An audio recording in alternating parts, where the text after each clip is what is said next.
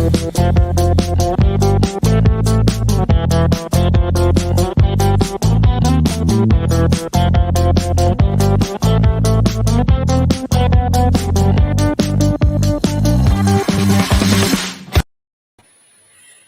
and welcome to Master It Monday. I am your host, Maggie Carey. Today we are going to talk about 5 steps that you can take in order to tackle your social media spring cleaning. At the recording of this, it's May, but this is something you can do any time of year.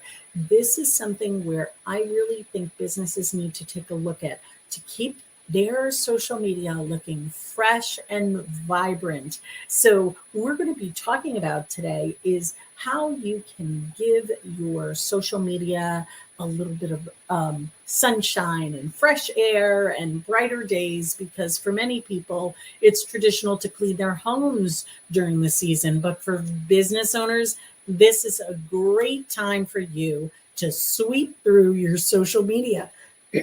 So why should you clean up your social media? Well, over the past few months, your socials have certainly accumulated a lot of debris. There's cluttered inboxes, outdated posts, expiring ads from your holiday sales, just to name a few. But social media is clutter can make your profiles look messy, but it can also be risky for your brand as well.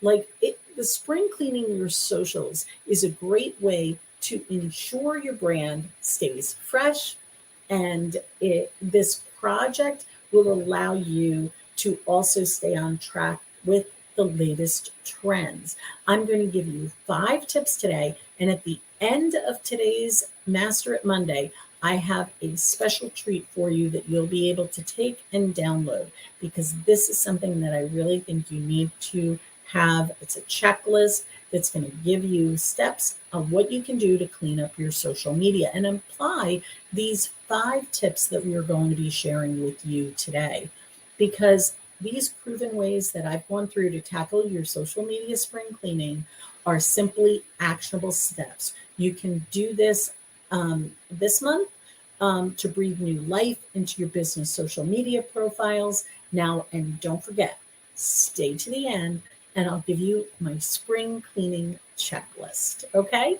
So first, what I'd like you to do is to check your current strategy, okay? Before you begin to make changes on your socials, take a good look at your old posts. See what ones performed well, what topics got better engagements, and what strategies gave the best results. Reading your analytics may not be the most exciting task, I get it. Okay, but this step is crucial so that you can move your brand forward. So take a look at what you have in your social media and look to see those analytics, what's performing well. Now, I guarantee you that if you've done reels on Instagram, you'll notice that those reels are doing really well right now. So take a look and let me know what you think. Now, the second step is to take a look at your neighbor's lawn and run a comparative analysis. What you want to do is you look at your competition. You don't want to copy them, okay? As they say, we can learn a lot from other people's success. Choose at least 3 experts in your industry and examine their social media accounts. Not the platforms note the platforms that they're using, right? Not just those platforms, but note them, and also see what kind of posts they're sharing, and take a look and see how well they're doing, right? If people are commenting on them. And then ask yourself, what similar strategies are you making? Are there gaps in your approach that prevent you from getting the same reach? What's missing, right? Because that's a great way to look, because maybe it's something they're not offering that maybe you could offer too. That's another great tip, reason to look at your competitors. The third one is discover what's new. Social media is evolving, and there's always new trends and tools and techniques to shake up the landscape. And let me tell you, Every time I turn around, social media has something new that is going on. Facebook has their new look and feel, their new experience, right? That new experience is changing things, right? So there's been a recent push for more video, with TikTok giving giants of Facebook and Instagram some fierce competition.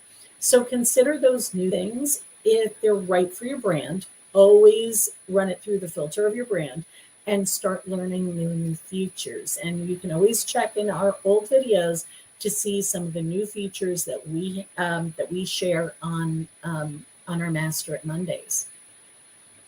Now, the fourth step is setting new goals. You should always have goals when you're looking at your social media. What are you hoping to gain when you post, right? So you've taken a good assessment of your current strategies, right? With steps 1 through 3, what your competitors are doing, and the new trends in the market, right? 1, 2, 3. Now sit down and plan your next season, right?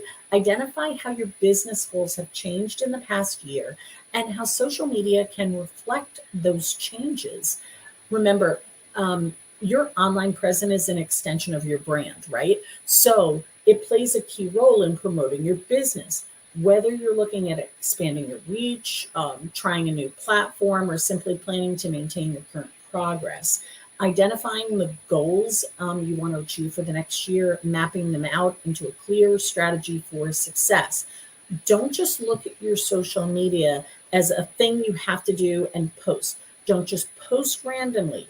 You have to have a plan, just like you had a marketing or business plan for when you started your business, what you were going to sell, why you were going to sell it, who was your target audience. All of those things can relate into your social media. You should have goals so that you know whether you've attained the goals that you're reaching, and it helps you zone in on what you're doing.